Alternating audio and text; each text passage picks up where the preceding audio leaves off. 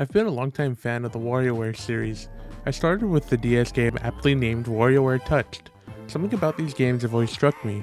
The weird sense of humor, the simplicity of the microgames, and the genuine charm that these games oozed. I would even argue that these games genuinely shaped my own sense of humor and sensibilities towards other cultures. WarioWare is a game series that I hold very close to my heart. My love for the game started for the Nintendo DS on WarioWare Touched. I played a demo at a GameStop, and they got me hooked immediately. I had to keep playing. Once I finished that, I went back and played the original for the Game Boy Advance, then Twisted came out a little bit after that, and it blew my mind to know that there was a motion sensor that would detect the movement, but you couldn't really play that in a car. I only ever rented Smooth Moves and never really played Game & Wario. I really like what they did with WarioWare DIY and thought that was a fun idea until the service went down in the game and now it's practically useless. I was very excited to see a new game come out for the series. Given that WarioWare was a mostly portable series, I thought WarioWare Gold would be the last hurrah for the series, and I'm happy to say that I was wrong. And now that I've had some time to play it and kind of process my thoughts on it, I'd like to just give a small review and kind of go and throw out my positive, negatives, and some feedback along the way. Here's what I like about WarioWare Get It Together. I think that the transition into characters and having their own unique mechanics makes it more interesting. The games benefit from that as there's more variation between the microgames. I really enjoyed watching other people play the game and see how they solve a certain microgame.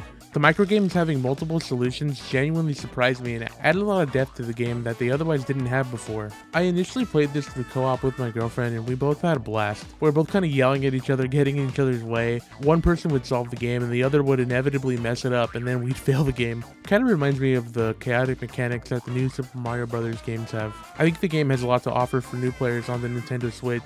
The games are refreshingly original. They have a mix of weird or quirky humor, and usually tend to make me laugh when I see them or the gag behind them. Even when I mess up a game, there tends to be a funny result that made us both laugh. I'm adding this after, but I just want everyone to know that the other positive about WarioWare Get It Together is that Mono's music absolutely slaps.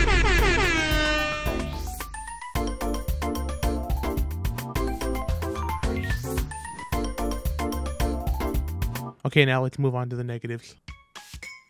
I hate that I feel like the negative section of this is going to overpower any positive things I had already said. Sadly, where the game has the unique mechanics of the characters having their own abilities, that's also the thing that tends to keep me away from playing this game as often as well. How do you start to level up their characters?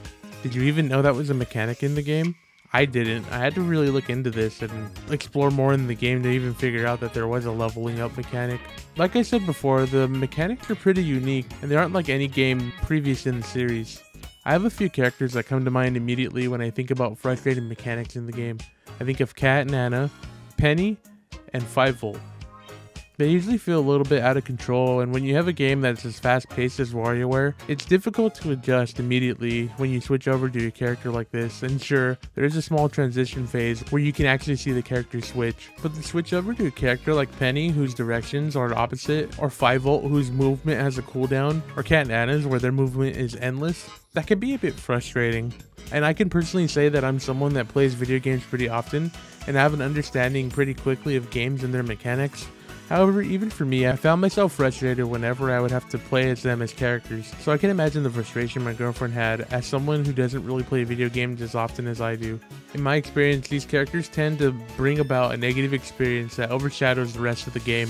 I know that there are options to not play as these characters specifically, but I feel like most people will just put the settings as all characters when going for a high score, and I get that the studio wants to try something different and refine the formula for their game. I actually feel that in a way, it can take away the fun from the actual game since you're having to learn up to 10 characters or more with different mechanics, some more drastic than others. And while the multiplayer modes tend to be more casual and party based, it can't be party based if you have to teach everybody at the party 10 plus characters and understand each other in unique mechanics. The only people that would have fun with this are people who already played through this game or have experience with the characters, otherwise you will be struggling to keep up with everybody else. I noticed my girlfriend pick up and play the game on her own. She would play a couple of times but would quickly put it down, not because she didn't want to play, but because the game felt unfair to her, causing her to feel frustrated. I don't think she's alone in that feeling either, because I felt that way even as someone who normally plays more video games in general.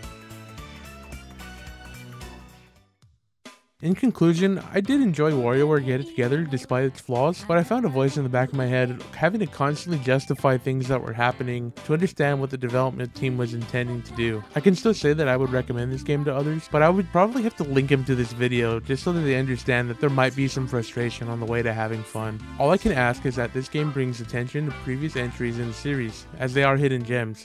I mean, Wario would love to know that these games are gems, wouldn't he? Anyway, that's all I really have to say about WarioWare Get It Together, and I hope that there's more quirky Wario titles to come in the future. Thank you for watching, and please leave a comment with your own thoughts on the game, or, any sort of insight you might have towards, maybe if you don't agree with what I have to say. Subscribe for more content, and I'll see you on the next video, and I hope you have a great rest of your day. Bye.